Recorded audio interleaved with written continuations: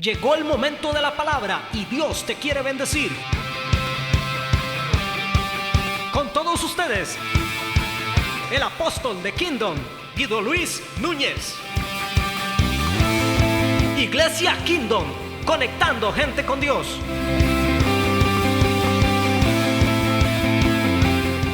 Quiero hacer algo en esta mañana y presentarle con explicación bíblica.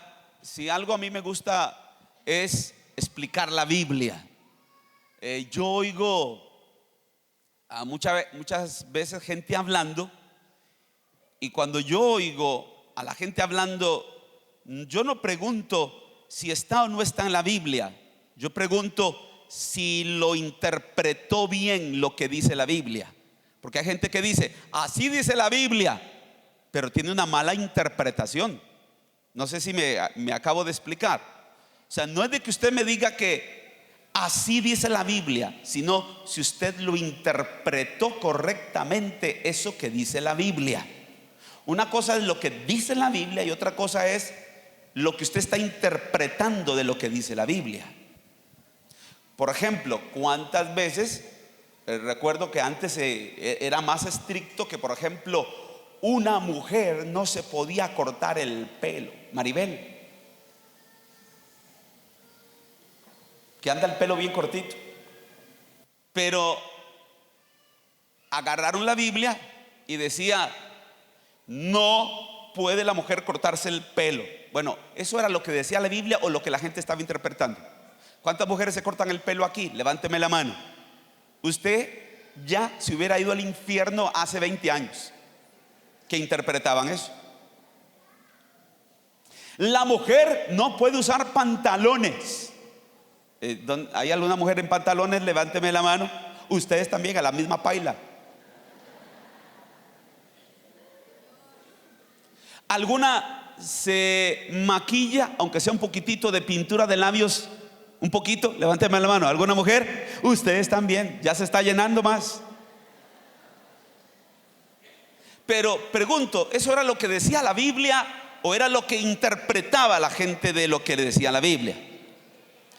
Yo soy estudioso de la Biblia. Mi vida es estudiar la Biblia. Yo paso ahí, que con el hebreo, que con el griego, que con el arameo, que con el trasfondo histórico, el trasfondo lingüístico, todo lleno de diccionarios, lleno de comentarios. Todo por una razón. Yo quiero saber lo que dice la Biblia exactamente y no lo que interpreta fulano, sutano o mengano. Si hay un tema mal interpretado, es el tema del diezmo. Yo digo diezmo y a 3 de aquí les dan ganas de ponerse de pie e irse. Si hay un tema que calienta las emociones y que produce discusiones y debates acalorados al punto de decirse palabras de irrespeto, condenación y hasta maldiciones, es el tema del diezmo. Búsquese alguna discusión en Facebook sobre el diezmo y va a ver que hermano contra hermano hasta se mandan al infierno por el asunto del diezmo. Es asombrosa esa actitud. Y uno diciendo otra cosa y uno diciendo la otra. Así que hoy quiero explicar. En vano yo no soy una persona que he tomado el tema desde ahora. No, es un tema que hace 2009 escribimos un libro, 10 pastores de posiciones diferentes, que se llama Principios Bíblicos acerca del dar. Usted puede bajarlo de la página de enlace porque ese libro está ahí, gratis. Y usted puede ver que mi nombre, Guido Luis Núñez, es uno de los autores de los 10 pastores que estamos ahí y que conformamos la Comisión Teológica de Costa Rica. Somos gente preparada en teología, somos gente preparada en estudio bíblico. No somos gente que estamos con calor por discutir, por a ver si yo tengo la razón o no tengo la razón, porque aquí el que debe tener la razón es Dios. Punto. Entonces voy a hacer algo. Recuerde que usted a Kingdom viene a aprender Biblia. Venimos y hay un momento riquísimo en la alabanza, en la adoración. ¿Cuántos lo disfrutaron ahora? ¿Cuántos lo disfrutaron? Lo que a mí me da temor es que esos momentos se vuelven nada más temporales, pero cuando yo enseño Biblia es para que se vuelvan principios permanentes. No sé si me explico. O sea, esos momentos los necesitamos. Yo necesito este tiempo de adoración, de alabanza, de la gente gritando, de aplauso, yo lo necesito porque somos seres emotivos, ¿sí o no? ¿Verdad que se siente riquísimo? Pero eso a ti no te va a ayudar en el desierto. Lo que te va a ayudar en el desierto es que usted diga: escrito está. Y ahí en el desierto no hay hermanos aplaudiendo, ni silbando, ni música, ni el director de alabanza, ni nada. ¿Qué es lo que te sostiene en el desierto? La pura palabra. Y por eso yo soy un enamorado de la palabra. Como dice el Salmo 119, 118: oh, cuánto amo yo tu ley. Es la palabra. Ahora, pero por el otro lado, David era emotivo, sí. Brincaba tanto que cuando brincaba se le miraba todo. ¿Han leído eso en la Biblia? ¿Alguien ha leído ese versículo en la Biblia? De que quedó pelado en un brinco que dio y cayó. Como no eran pantalones, eran batas. Imagínense ese paracaídas cuando venía para abajo y todo al viento. Y alguna gente se molestó. Alguna gente se molesta hasta por la alabanza, porque hay gente incómoda para todo. Hasta por la alabanza se molesta. Pero yo quiero explicarle, Biblia en mano, con Antiguo Testamento, pero sobre todo con el Nuevo Testamento, porque yo predico gracia, yo no predico ley. Esta iglesia es una iglesia de gracia. Aquí no decimos que Moisés sea el centro, eso sería ley. Nosotros decimos Cristo sea el centro. Dígale, eso es gracia. O sea, aquí no giramos alrededor del Antiguo Testamento, aquí giramos alrededor del Nuevo Testamento. Estamos quemando, destruyendo, anulando el Antiguo Testamento. No, porque el Antiguo Testamento tiene lecciones prácticas de la vida, porque usted tiene que entender algo. Esta semana me leí un libro, porque a mí me gusta leer, y sobre todo si yo creo que aquel tiene una posición diferente a la mía, me gusta leer un libro del que piensa diferente a mí, porque de pronto me puede ilustrar y me puede enseñar. Porque si usted solo lee lo que usted está de acuerdo, lo que usted lee, todo el mundo va a estar a favor suyo. Pero a mí me gusta la crítica, porque la crítica te ayuda a ser mejor. La crítica no te destruye. Aunque el que te critica te quiere destruir, no sabe que si usted la sabe valorar, la crítica más bien a usted lo edifica. Y él que te estaba criticando, luego tú mejoras y él va a seguir criticando, porque tú vas a ser mejor todavía. No le tenga miedo a la crítica. Entonces me leí un libro en contra del diezmo esta semana. Y no sé, iba como por la página 30 cuando inmediatamente capté que es que el hermano está parado en un fundamento equivocado. Y claro, cuando usted comienza a hablar desde un punto de vista y está equivocado, todo lo que usted diga está equivocado, porque su terreno es, donde se paró, equivocado.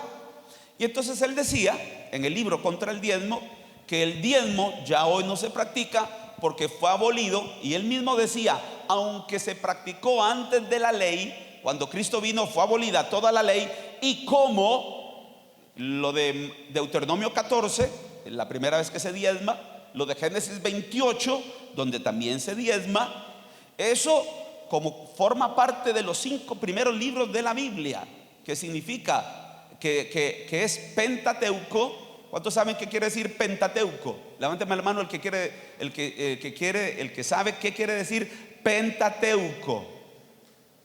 ¿Ok? Dígame qué quiere decir Pentateuco. No. ¿Qué quiere decir Pentateuco? ¿Alguien me levante la mano? No. Pentateuco significa 5 cajas. Penta, 5, teuco, cajas, hebreo. Entonces él dice, ve, usted cree que sabía. Así hay mucha gente, creen que saben. Yo estoy aquí para enseñarle, no para humillarte. Lo que quiero hacer es enseñarte. Pentateuco, entonces el hermano decía, el Pentateuco fue anulado. ¿Cómo que el Pentateuco fue anulado? Entonces, por ejemplo, en el Pentateuco se dice, honrarás a padre y madre. Entonces ya no tienes que honrar a padre y madre. En el Pentateuco dice, no mentirás. Entonces ahora sí puedes mentir.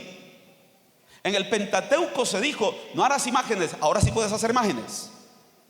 No. O sea, es una mala interpretación.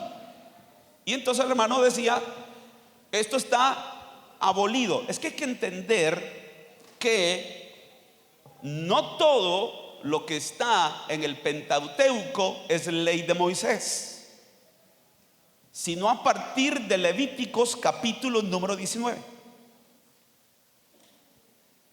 Porque hay muchas cosas que no son en el Pentateuco ley de Moisés, que son ley de Dios. Usted puede encontrar esa diferencia en la misma Biblia cuando lee el Nuevo Testamento.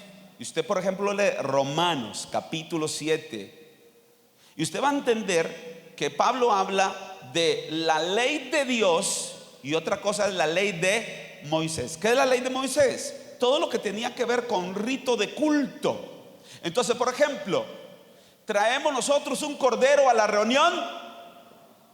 ¿Por qué? ¿Eso qué era? Ley de Moisés. Pero una cosa es ley de Moisés y otra cosa es ley de Dios. Por ejemplo, es ley de Dios, honrarás a tu padre y a tu madre. Sí, o sea, eso es antes de la ley. Eso fue con Noé y eso será en la gracia y aún después de la gracia, porque es una ley de Dios. Honrarás a tu padre y a tu madre. Mentir, ¿eso qué es? ¿Ley de Moisés o ley de Dios? Ley de Dios. Entonces, antes de que Moisés diera la ley, ya estaba la ley de Dios de que no mentirás. Claro. Y después de Moisés, ¿seguirá la ley de Dios? ¿No mentirás? Igual. Entonces, vamos a poner un fundamento. Una cosa es ley de Moisés, otra cosa es ley de Dios. Ahora, entonces lo que yo voy a hacer, el bosquejo que voy a seguir, es que voy a ir a descubrir con ustedes en el Antiguo Testamento cuál era el propósito del diezmo. El propósito. Y luego me voy a venir al Nuevo Testamento y vamos a tratar de descubrir si los mismos propósitos del dar para el ministerio, que allá se llamaba diezmo, siguen los mismos propósitos en el Nuevo Testamento. Ahora, si yo logro establecer, porque la Biblia es un libro para gente inteligente, los cristianos no somos brutos. Eso fue antes que se decía, es que las iglesias están llenas de brutos. No, hoy las iglesias están llenas de ingenieros, hoy están llenas de doctores, hoy están llenas de máster en empresas. Hoy las iglesias están llenas de gente con un cerebro que Dios les dio, con una cabeza que no es solo para ponerse el sombrero. La fe no es una renuncia a la ignorancia. Más bien la fe se solidifica con el conocimiento. Mi pueblo perece porque le faltó conocimiento. Entonces lo que yo quiero traerte es conocimiento. Si yo establezco a la luz del Nuevo Testamento que los mismos propósitos en el Antiguo Testamento con respecto al dar para la obra se siguen en el Nuevo Testamento, y bien declarados y bien enunciados y con suficientes versículos del Nuevo Testamento, y no voy a usar versículos del Antiguo, voy a usar versículos del Nuevo. Cuando hable del Nuevo, y voy a usar versículos del Antiguo, cuando hable del Antiguo, entonces habré demostrado que todavía sigue una forma de dar que es para cumplir los mismos propósitos del diezmo, aunque en el Nuevo no se le llame diezmo. Voy a aclarar eso otra vez. Si demuestro con la Biblia a ti que eres inteligente, no terco, porque hay gente que es terca, porque aunque usted le enseñe que es amarillo, sigue diciendo que es verde. No, usted tiene un problema de daltonismo espiritual. No, sí, porque hay gente terca que uno le dice, es que esto es blanco, y él dice, no, a mí se me parece blanco hueso. ¿Qué es blanco? ¿Qué quiere? ¿Que le traiga un análisis del Pantón acerca de la composición de química de los colores para demostrarle que eso es 0,0,0 RGB blanco? Sé que no me entendieron, pero es para los que creen que saben. Entonces, si yo demuestro con el Nuevo Testamento, voy a tratar de hacerlo breve, pero es que quiero ponerle este fundamento porque hay mucho debate sobre esto. Vea, he oído discusiones más acaloradas e irrespetuosas acerca del diezmo que temas de mayor trascendencia como se pierde o no se pierde la salvación. He oído temas más acaloradas sobre asuntos del dinero que se pide en las iglesias que asuntos hasta de política, y eso que la política es una cuna de corrupción. Pero yo he visto a hermanos hablando del tema del dar que terminan enemistados para siempre. En cambio he visto políticos que se agarran y después se unen para la siguiente ronda.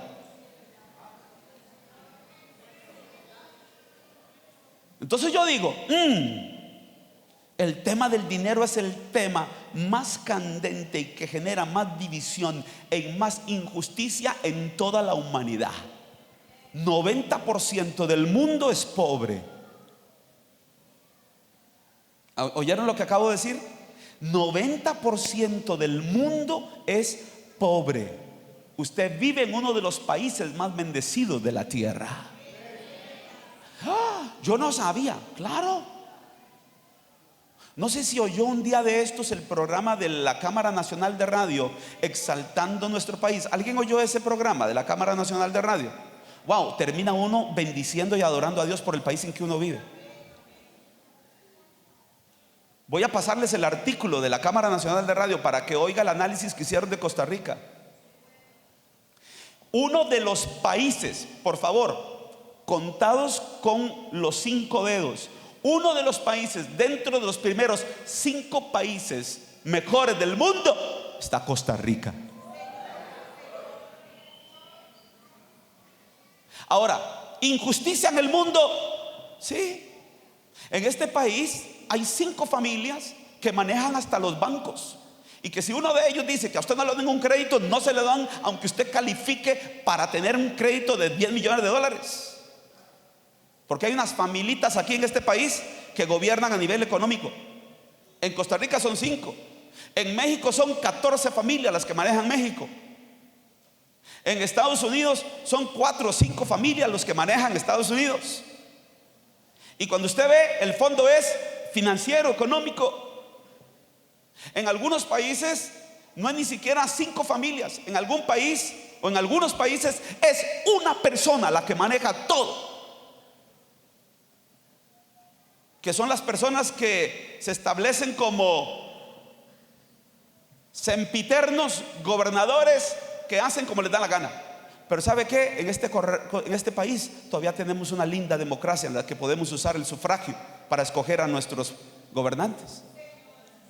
Este país tiene agua suficiente para venderle a medio mundo. Este país tiene oxígeno para venderle a medio mundo. Lo que pasa es que no usamos los recursos que tenemos. Guanacaste tiene problemas de agua, pero tenemos una laguna del Arenal allá a la orilla que no la sabemos usar. Nada más es que falta voluntad para arreglar las cosas que son económicas, Pero este país tiene tantos recursos. De la gente mejor parecida de América, los ticos. Aquí hay una prueba.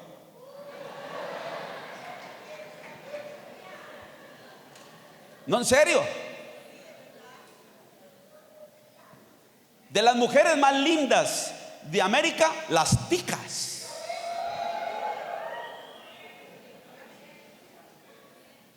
No, ¿usted sabía eso? O sea, somos un país bendecido. Pero todo eso se nos puede ir de las manos con tanta injusticia financiera. O sea, el tema del dinero es un tema delicadísimo. Con razón Jesús habló: no podéis servir a Dios y a las riquezas. Pero en el griego es mamón, el dios del dinero. Porque el asunto del dinero es algo también espiritual. Porque yo veo esas discusiones tan acaloradas al punto de rayar con irrespeto uno a otro con respecto al tema del dinero, porque es algo espiritual. Apunte ahí porque yo quiero que usted aprenda que hay 3 propósitos del diezmo en el Antiguo Testamento. Los voy a ver con ustedes. Vamos rápidamente. Busquen por favor ahí. Propósito número 1 del diezmo en el Antiguo. Luego voy a comparar esos 3 propósitos a ver si siguen en el Nuevo Testamento.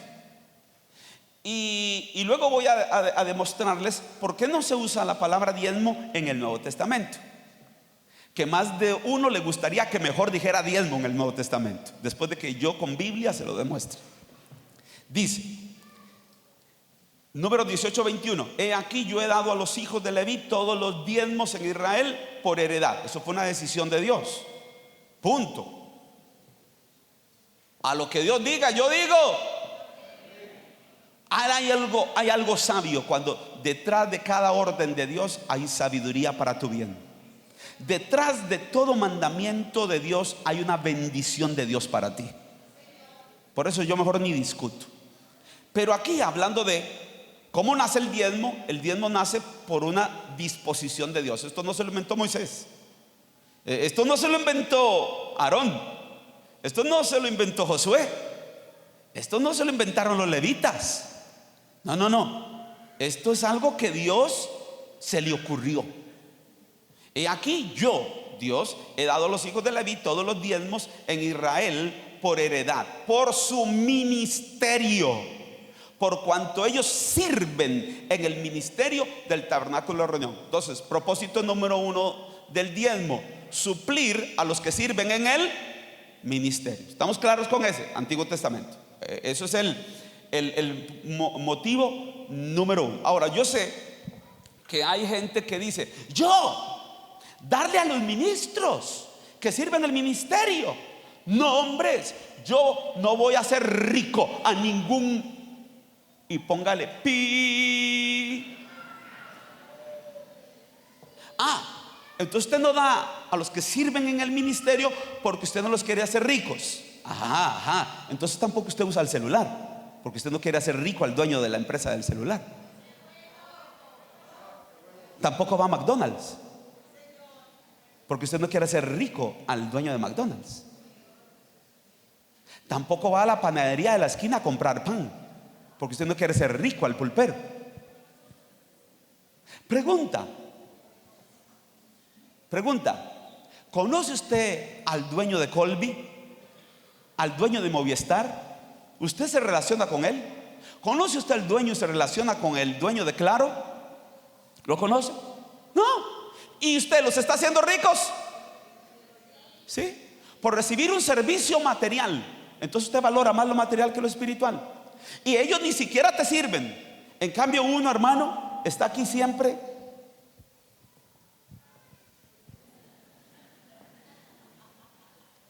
sirviéndote. Y me conoces en persona.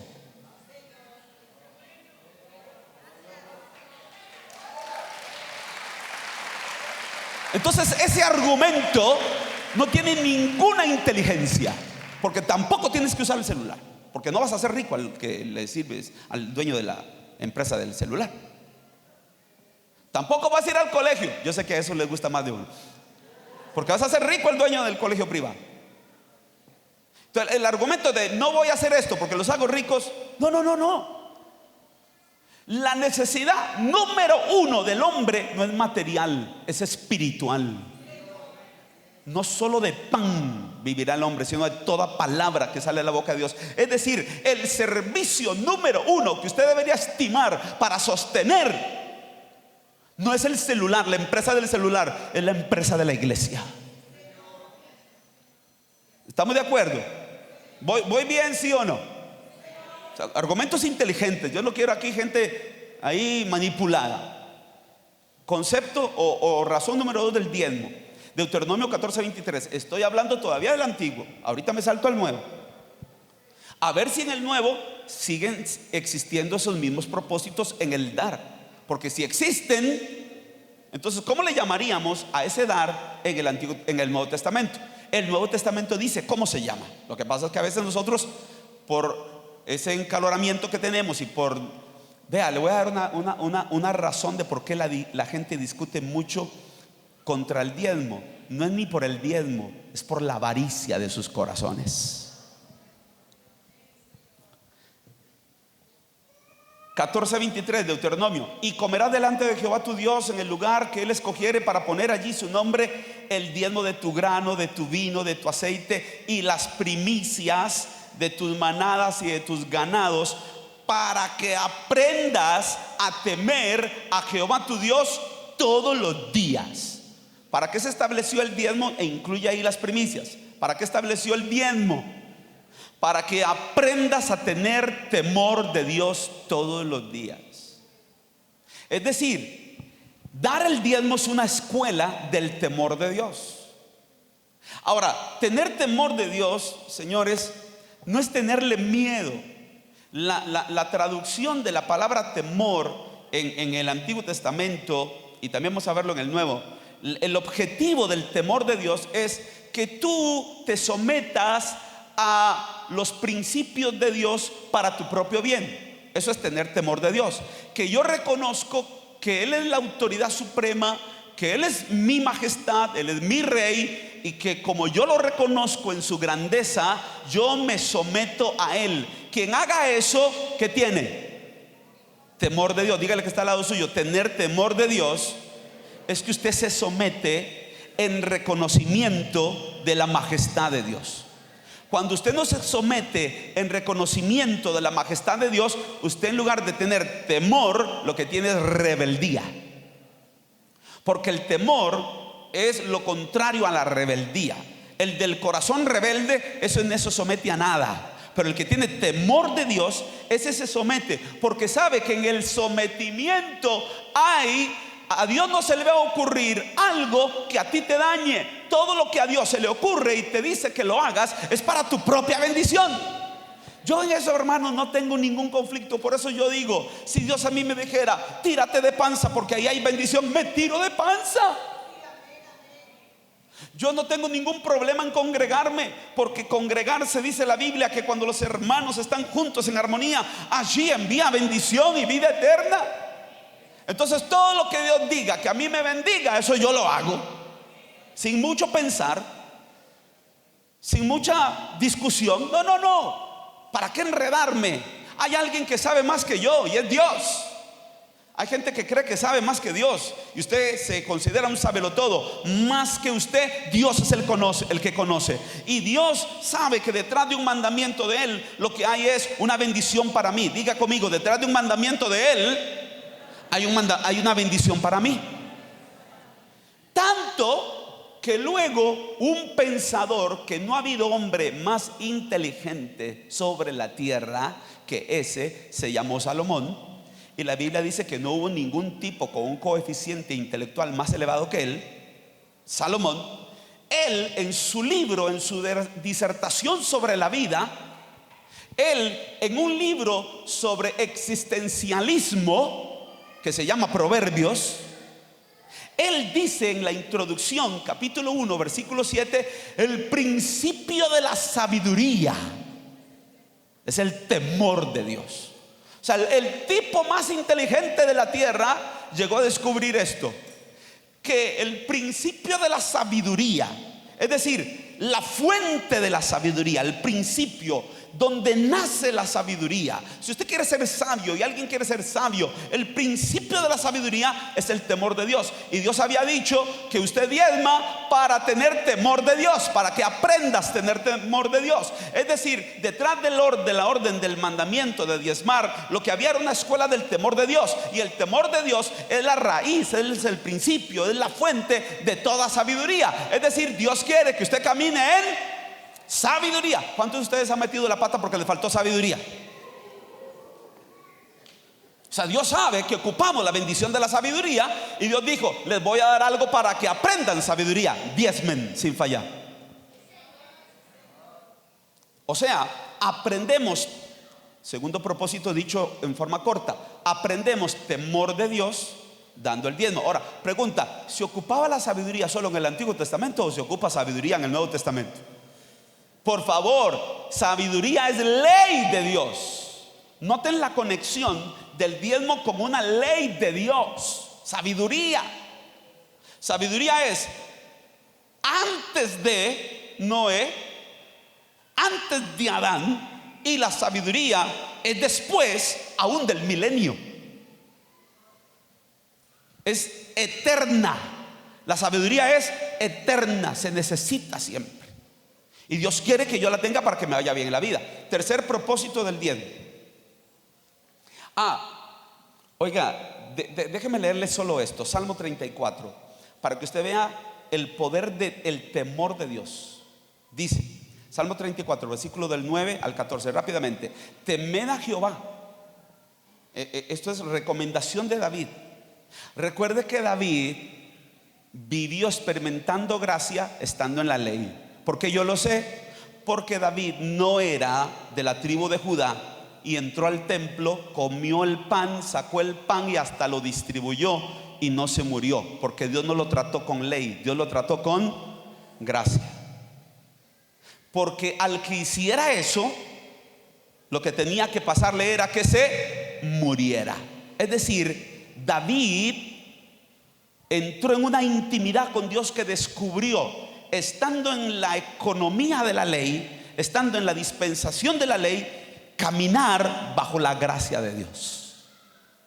Y David, caminando bajo la gracia de Dios, decía: temed a Jehová vosotros sus santos, pues nada falta a los que le temen. ¿Sí o no que es bueno entonces el temor de Dios? Nada falta a los que le temen. ¿Por qué? Porque están caminando en sometimiento a los principios de Dios, en reconocimiento de su majestad. Sigo leyendo. Bueno, solo ese. Le hace usted todo el Salmo 34, pero solo esa introducción está tremenda. Nada falta a los que le temen. El Salmo 112, versículo 1 al 3, ese es más cortito, porque el otro es todo el Salmo. Pero aquí oiga el Salmo 112, versículo 1: bienaventurado el hombre que teme a Jehová y en sus mandamientos, porque el temor es el reconocimiento de los mandamientos de Dios para reconocer que Él es el soberano. Bienaventurado el hombre que teme a Jehová y en sus mandamientos se deleita en gran manera. Vea lo que le pasa al que teme a Dios: su descendencia será poderosa en la tierra, la generación de los rectos será bendita. Y oiga el versículo 3: bienes y riquezas hay en su casa y su justicia permanece para siempre. ¿Para quién es esa promesa? Para los que tienen temor de Dios. Entonces, con razón Dios dijo: si hay algo que quiero que aprendan, es el temor de Dios. ¿Cómo lo hago? Y a Dios, que algunos creen que es un bruto, se le ocurrió el diezmo. Al más sabio de todos los sabios se le ocurrió el diezmo. Probablemente a usted no se le hubiera ocurrido. Ahora, paso al Nuevo Testamento. No, me falta la número 3. Malaquías capítulo 3, versículo 10 y 11. Yo sé que uno dice ese versículo y en algunos círculos parecen sanguijuelas cuando lo echan sal. Solo con decir Malaquías capítulo 3, versículo 10 y 11. Dice: tercer propósito del diezmo. Recuerden el número 1. ¿Cuál era? Proveer para los que están en el ministerio, para que el ministerio opere bien. 2, que aprendas temor de Dios, porque el temor de Dios es el principio de la sabiduría y nada le falta al que teme a Dios. Número 3, el propósito número 3 de los diezmos en el Antiguo Testamento era muy sencillo. Era simplemente que usted, al proveer para los que están en el ministerio, usted reciba bendición material. Diga conmigo, recibir bendición material. ¿Dónde dice eso? A menos que usted no quiera bendición material, pero ahí dice: trae todos los diezmos al alfolí y hay alimento en mi casa. Eso ya lo vimos, era para los que servían en el ministerio. Y probadme ahora en esto, dice Jehová de los ejércitos, si no os abriré las ventanas de los cielos y derramaré sobre vosotros bendición hasta que sobreabunde. ¿Por qué? Porque traje los diezmos. Entonces habían 3 propósitos del diezmo en el Antiguo Testamento. ¿Cuáles eran? 1, sostener. Número 2, temor de Dios. Y número 3, bendición. Entonces diga conmigo: S, sostener. T, temor de Dios. Y B, bendición. Entonces ahí se forma un acróstico: STB. No lo agarró, ¿verdad? ST, nada más que con B de burro, pero STB. Así se lo va a acordar siempre. ¿Cuáles son los 3 propósitos del diezmo en el Antiguo Testamento? STB. Ahora vamos al Nuevo, rápidamente. Comparemos. Es decir, en el Nuevo Testamento, ¿hay una forma de dar todavía para sostener al ministerio? ¿Sí o no? Ustedes que han leído el Nuevo Testamento. O hay gente que habla sin ni siquiera escudriñar el Nuevo Testamento, nada más habla por repetir como loro lo que otro dijo, que es un detractor en ignorancia, no por conocimiento exacto de las Escrituras. Pero pregunto, ¿en el Nuevo Testamento todavía hay una forma de dar para sostener al ministerio? ¿Podemos encontrar versículos donde se hable de sostener al ministerio con una forma de dar? ¿Sí o no? Sí, si no ya estamos mal. 2, en el Nuevo Testamento se habla todavía del temor de Dios, y que parte de ese temor de Dios está relacionado con dar, ¿sí o no? Sí. Y hay un capítulo entero en el libro de los Hechos, que eso es Nuevo Testamento. Y 3, hay en el Nuevo Testamento una promesa de bendición material para los que dan, ¿sí o no? Sí. Entonces ya diezmemos ya de una vez. Pero vamos a estudiarlo mejor. Ahora, déjeme poner un fundamento teológico. La ley dijo, la gracia lo maximiza. Apunte eso. La ley dijo, la gracia lo maximiza. Se dijo, y uno experto en usar este principio teológico fue Jesús. Se dijo, no adulterarás, mas yo os digo con solo mirar.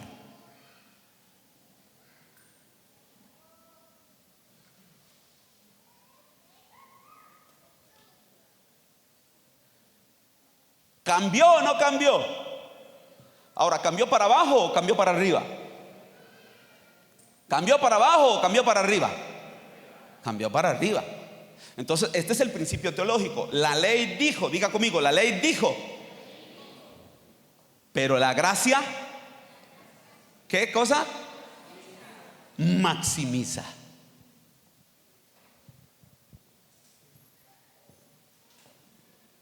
En la ley dijo la ley, si matas, eres digno de condenación. Mas yo digo que si solo le dijeras tonto a tu hermano, ya eres digno de condenación. Está feo, ¿verdad? ¿Cuánto le ha dicho tonto a alguien? Levánteme la mano. Ahora, en el Antiguo Testamento usted podía decirle tonto, nada pasaba. Moisés, tonto, nada le pasaba. Pero usted le decía en el Nuevo Testamento, Moisés, tonto, digno de condenación. ¿Aló?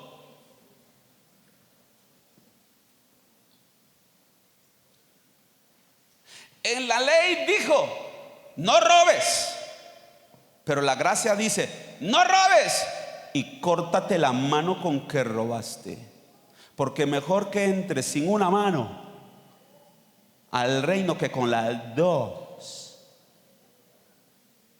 irse al infierno. O sea, cuando venimos al Nuevo Testamento, ¿qué pasó? La ley dijo, pero la gracia, ¿qué? Maximizó. La ley dijo, no harás nada malo contra tu hermano. La gracia dice, todo lo bueno que puedas hacer por tu hermano, hazlo como a ti te gustaría que hicieran contigo. Entonces la ley fue pasiva, no hagas lo malo. Pero la gracia es activa, haz lo bueno, haz el bien. En la ley era, no hagas lo malo.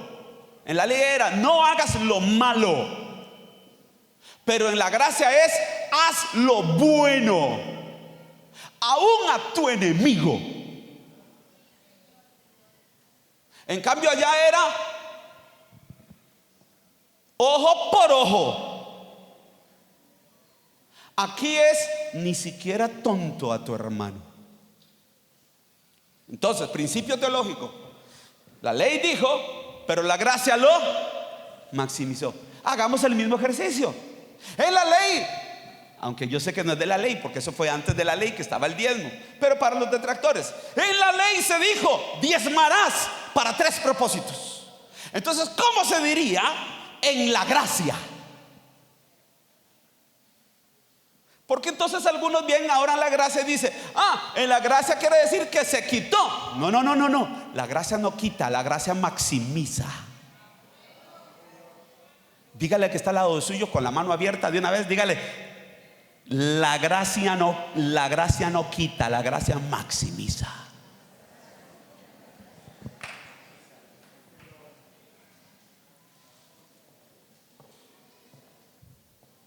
En la ley se dijo,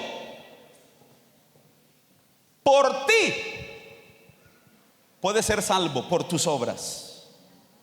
En la gracia se dijo, voy a mandar a alguien perfecto para que haga las obras que tú no podrías hacer, para que te salve muriendo en una cruz. En la ley era, juéguesela usted. En la gracia era, yo mismo me hago hombre a favor de ti para que no haya duda de tu salvación eterna.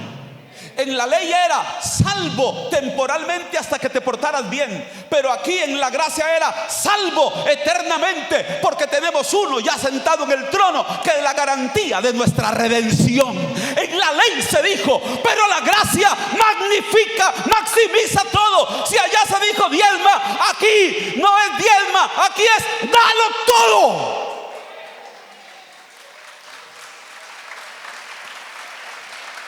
Porque la gracia maximiza. Apóstol, ¿dónde usted me puede demostrar que en el Nuevo Testamento la forma era darlo todo? Comience a leer el libro de los Hechos, y si ahí no dice que lo daban todo, dejo el ministerio.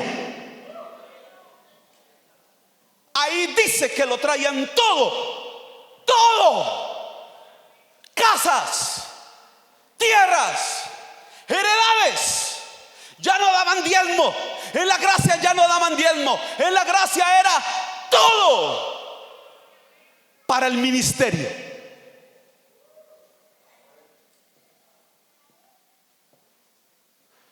¿Lo han leído o no lo han leído? ¿Lo han leído o no lo han leído?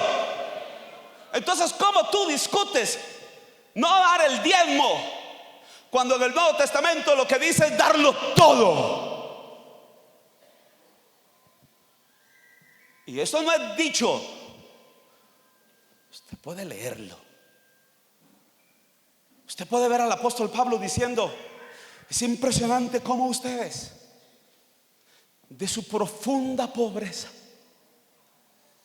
hasta sus ojos se hubieran sacado para mantenerme en el ministerio. Hasta sus ojos. No sé usted, pero hay hoy un espíritu en contra de dar, que a quien más perjudica es a usted mismo, porque el dar es la puerta para el recibir. ¿Sabe que estaba meditando un día de estos? Estaba meditando ¿cómo es Dios? Dios es un Dios de dar, ¿sí o no? La naturaleza de Dios es dar. Y todo lo que Él hace viene impregnado con su naturaleza. Como la naturaleza de Dios es dar, Dios, perdónenme, me voy a volver demasiado simple, pero Dios existe para dar. Este es el Dios que usted puede venir a adorarle y saber que cada vez que usted venga a Él, algo saca a usted. La Biblia dice que el que se acerca a Dios crea que le hay, y lo que sigue es: y Él es galardonador de los que le buscan. O sea, cuando usted entra en contacto con Dios, ¿hace cuánto que no entras en contacto con Dios entonces? Porque cuando uno entra en contacto de Dios, no sale con juicio, sale con algo que Dios le dio a uno para que uno esté mejor. Si venías débil, sales con fuerza. Si venías enfermo, sales con salud. Si venías con necesidad, sales con la necesidad suplida. Si venías con falta de sabiduría, sales con sabiduría. Porque el Dios que yo adoro, el Dios que me revela la Biblia desde antes del mundo y después de que se consume el reino eterno, Él es un Dios que solo vive para una cosa: Él vive para dar. Por eso el último Dios es de todo el Nuevo Testamento. El último Dios es, usted puede encontrarse, el primer Dios es en Deuteronomio 32, pero el último Dios es, el primero es: Dios es justo. Ese es el primer Dios. Pero si usted se va a la última frase, Dios es, que aparece en Primera de Juan, dice: Dios es amor. ¿Y sabe qué hace el amor? Dar. De tal manera amó Dios al mundo que dio. ¿A quién amó? Al mundo. Nosotros seleccionamos, pero Dios ama al mundo. ¿Quiénes estaban en el mundo? Los que lo iban a crucificar. ¿Quiénes estaban en el mundo? Los religiosos que no aceptaban que Jesús era el Mesías. ¿Quiénes eran los que Dios amó que estaban en el mundo? Los romanos que iban a ensañarse contra Jesús en su cuerpo.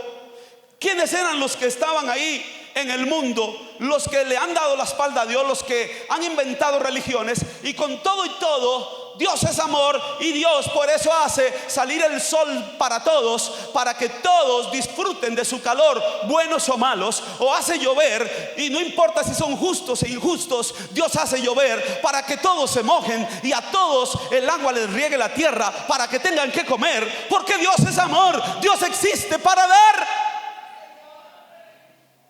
Y usted y yo somos la corona de la creación de Dios. No hay criatura más elevada en la tierra después del hombre. Y usted y yo fuimos hechos a la imagen y semejanza de Dios. Es decir, cada vez que usted se aparta de dar y discute por dar, usted está rompiendo con Dios y usted está negando la naturaleza de Dios en usted mismo. Porque Dios existe para dar. ¿Para qué existo yo? Yo existo para dar. Diga conmigo: yo existo para dar. Yo no existo para recibir. Pero lo tremendo y lo glorioso es que Dios puso una ley: que el que da, recibe. Entonces Dios dijo: lo voy a hacer para que den, para que continuamente estén recibiendo. Eso es sabiduría de Dios.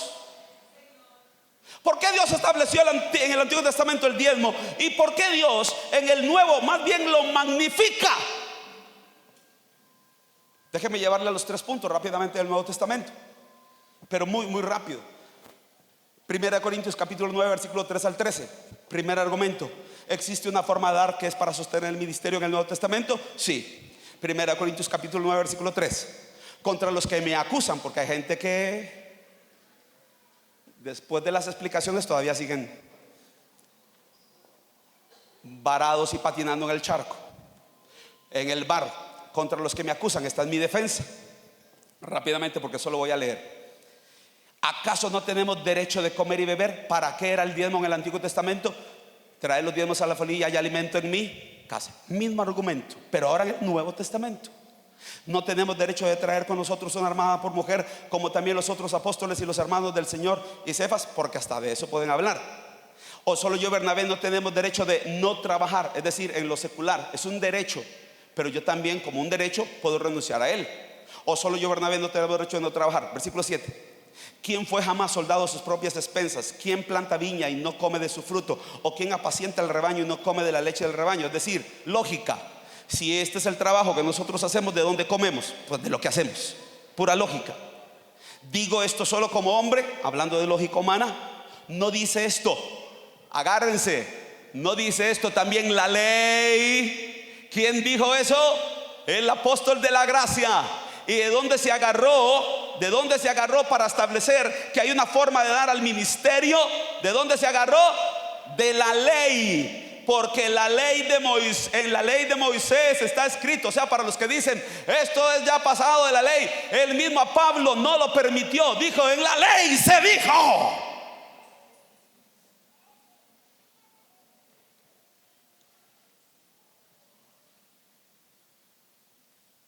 Porque en la ley de Moisés está escrito. ¿Cómo? En la gracia, el apóstol de la gracia apelando a la ley. Sí, porque en la ley de Moisés lo que había era ley de Dios por su sabiduría. No era defendiendo la ley de Moisés en el aspecto cultico, sino en el aspecto de la sabiduría de Dios, para sostener a los que están en el ministerio, que se aporte para que ellos lo hagan con libertad. Sabiduría de Dios. Porque en la ley de Moisés está escrito: no pondrás bozal al buey que trilla.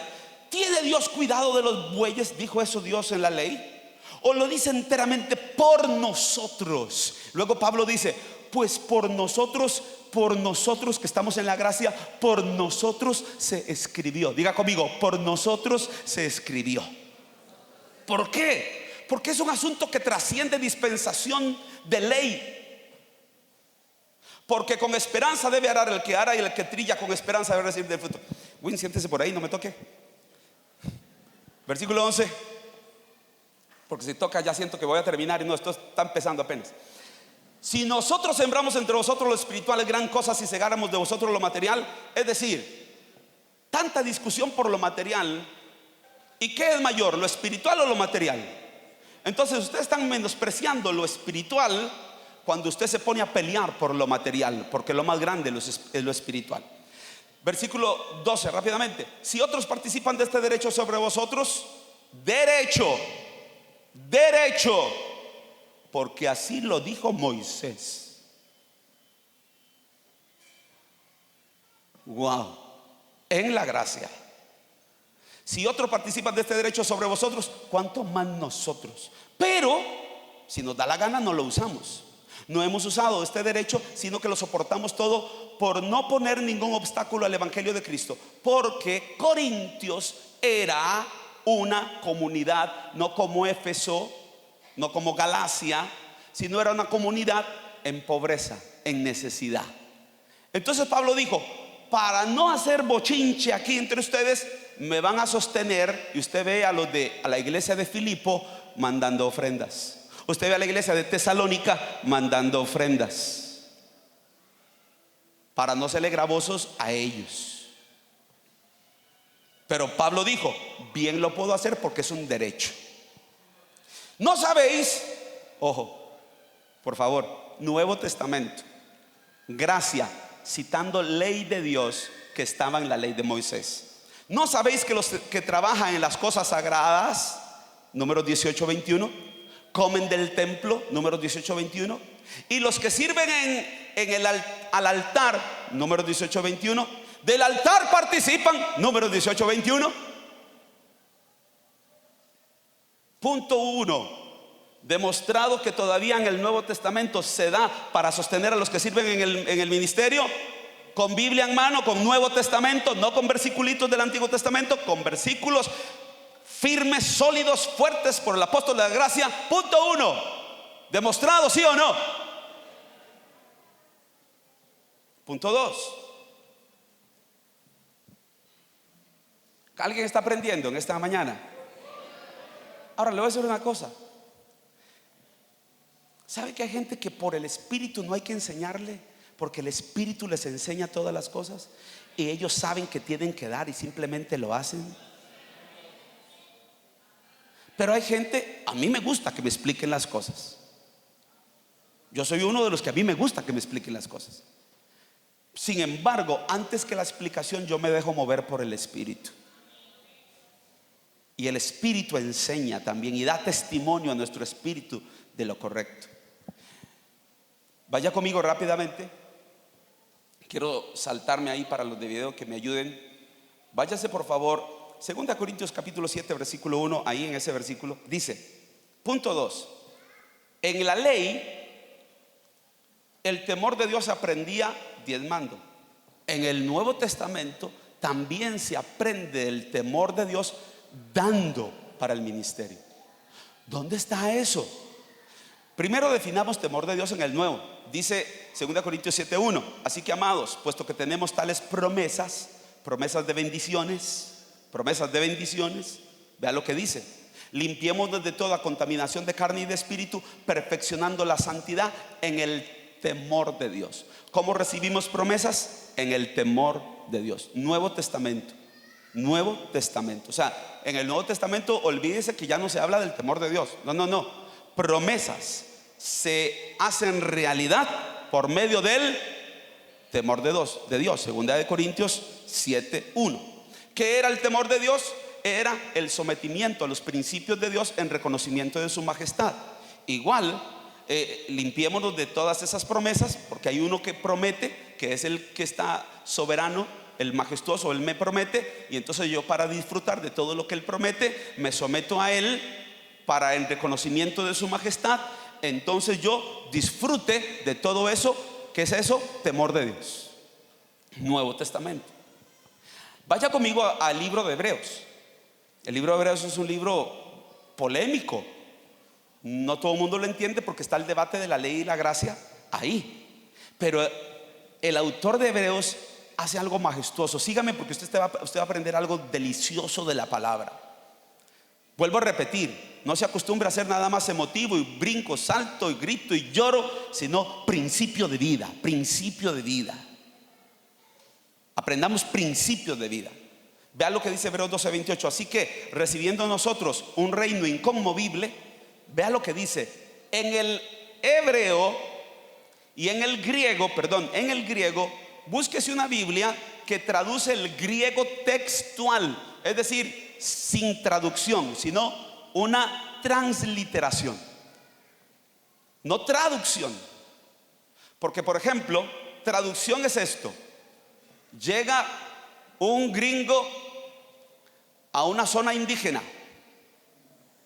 En la zona indígena no saben de básquetbol, no saben de ese deporte, pero el gringo predica y dice: es que algunos parece que se tragaron una bola de básquetbol.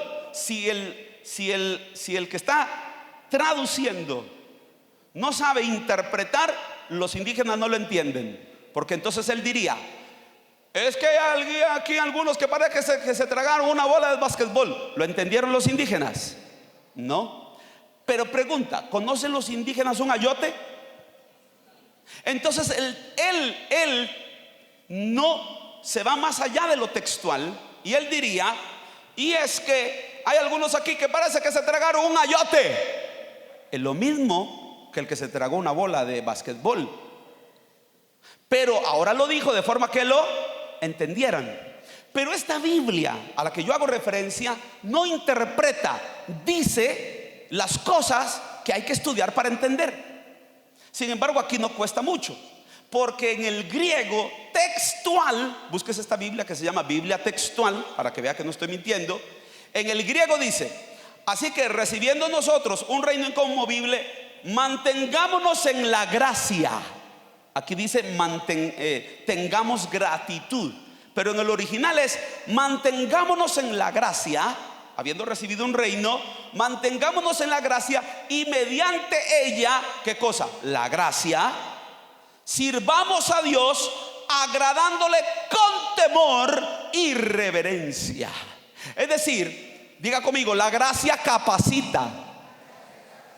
Entonces, más bien, lo rico del Nuevo Testamento es que usted ahora sí puede andar en el temor de Dios, pero ya no por miedo de juicio, sino más bien por capacidad de la gracia. ¿Alguien oyó lo que yo acabo de decir?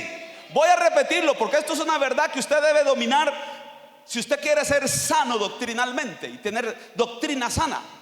En el Antiguo Testamento era temor de Dios porque puedo caer en juicio, entonces me esfuerzo por andar en el temor de Dios. Pero en el Nuevo Testamento, como todo es maximizado, ya no ando en el temor de Dios por el temor del juicio, sino que ando en el temor de Dios por la capacidad que me da la gracia. Porque la ley nunca te capacitó para andar en santidad, solo te demandó, pero la gracia te capacita para que agrades a Dios. ¿Aló?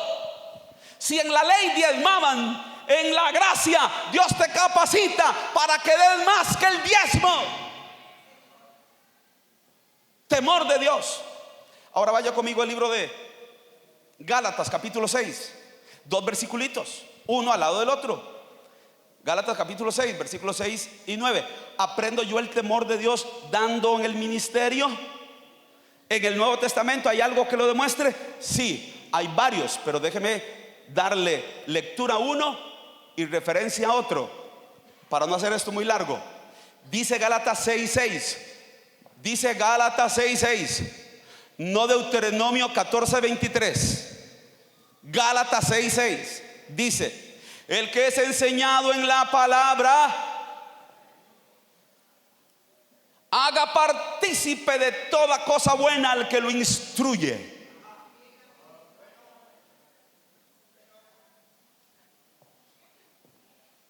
Le invito a que se lea otras versiones de la Biblia, porque esta no hace justicia. Otras versiones de la Biblia, tal vez usted tenga la lenguaje actual o usted tenga la, por favor, léase la de Jerusalén, la traducción de Jerusalén, o la de la Biblia hispana para latinos, que nos habla en términos latinos, Biblia hispana. Dicen esas versiones: el que es enseñado en la palabra, haga partícipe de todos sus bienes al que lo instruye. Haga partícipe de todos sus bienes al que lo instruye. De todos sus bienes. Ya no es el 10% de sus bienes, sino de todos sus bienes, hazlo partícipe. Nuevo Testamento, Gálatas 6:6 dice: el que es enseñado en la palabra, haga partícipe de toda cosa buena al que lo instruye. Está hablando de los que estamos en ¿qué? En el ministerio. Pero le leo el versículo 7. Se lo leo.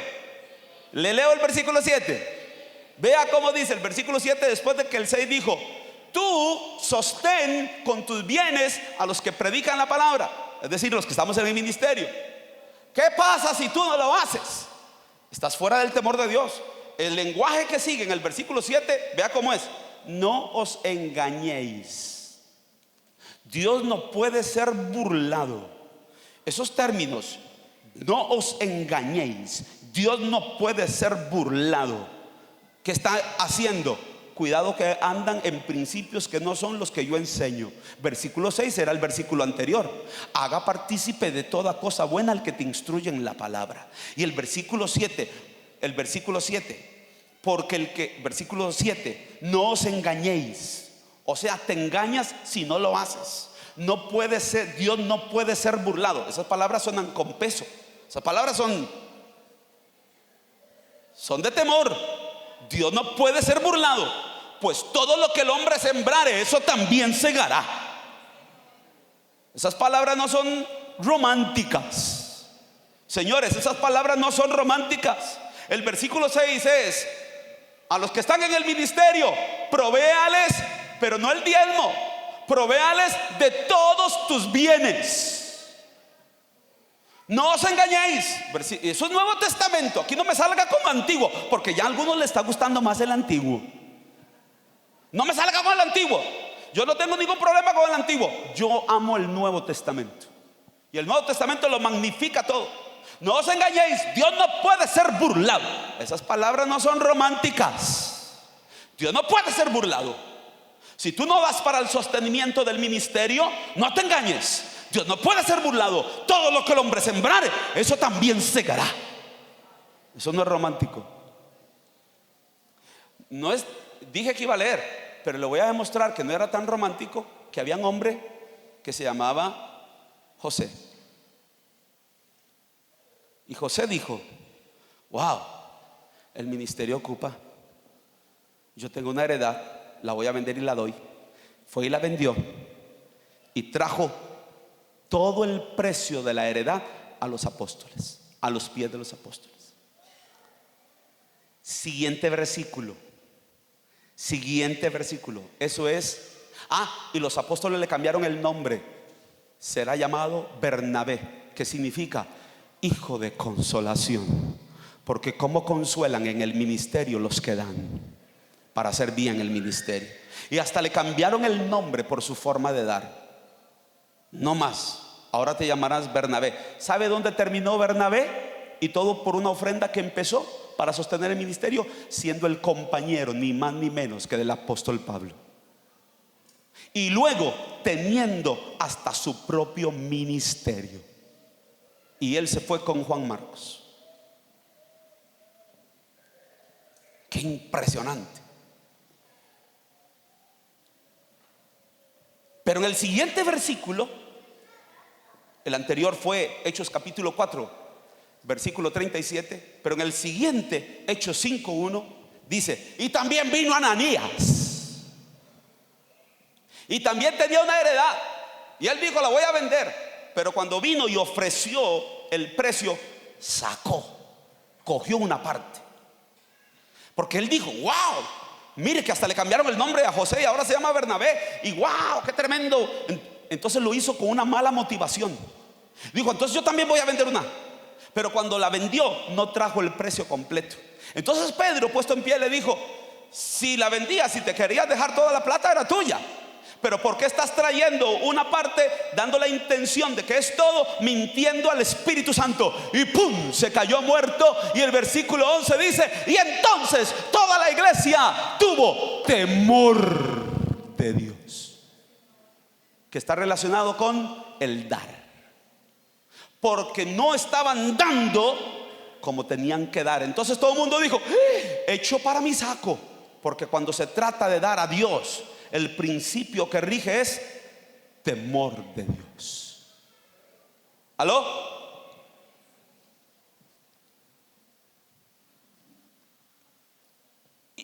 Segundo punto. Demostré con el Nuevo Testamento que el principio del temor de Dios está relacionado con dar. ¿Sí o no? Gálatas 6:6, y con el 7 ni se diga. Pero hay hasta un capítulo que lo registra. Tercero, vaya conmigo ahora a 2 Corintios. Aquí termino, 2 Corintios capítulo 9, versículo 6 al 11. Dice 2 Corintios: ¿cuál era el tercer propósito para dar el diezmo en el Antiguo Testamento? STB. B era bendición material. Existe una promesa de bendición material cuando yo doy en el Nuevo Testamento. Existe, sobran. Déjeme leerle solo una promesa. La de 2 Corintios capítulo 9, versículo 6 al 11. Dice: pero esto digo, el que siembra escasamente, también segará escasamente. Y el que siembra generosamente, generosamente también segará. Vea cómo lo dice el Nuevo Testamento. El Nuevo Testamento dice: da generosamente. Así lo dice el Nuevo Testamento. Si usted no le quiere llamar diezmo, no le llame diezmo. El Nuevo le dice: da generosamente. ¿Para qué? Para que tenga la bendición de el que da generosamente recibirá como generosamente. Entonces pregunta: ¿existe una forma de dar en el Nuevo que también desata una bendición material? Sí, aquí está.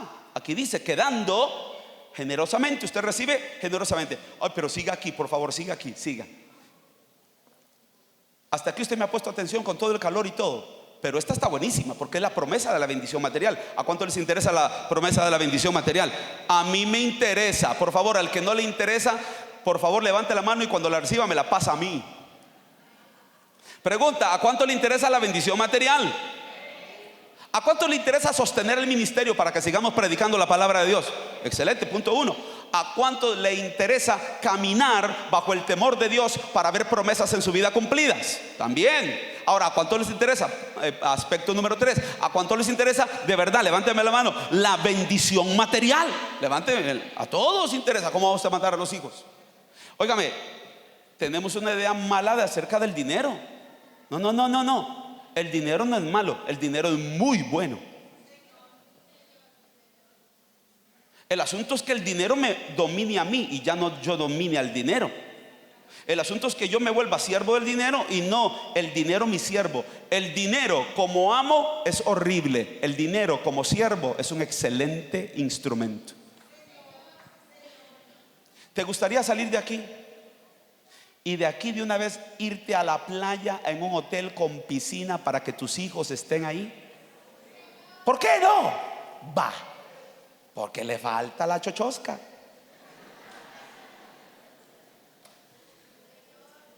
¿Sería pecado ir con los hijos a que disfruten una piscina con estos calorones? ¿Verdad que no? ¿Sería malo que usted pase a sus hijos de la escuela pública a una privada donde aprendan inglés? ¿Sería malo? ¿Sería malo que sus hijos tuvieran zapatos nuevos y que tuvieran ropa en abundancia? ¿Sería malo?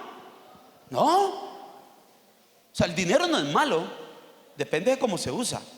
Y sería malo el dinero que yo reciba más bien para dar en abundancia para Dios, que no me toque.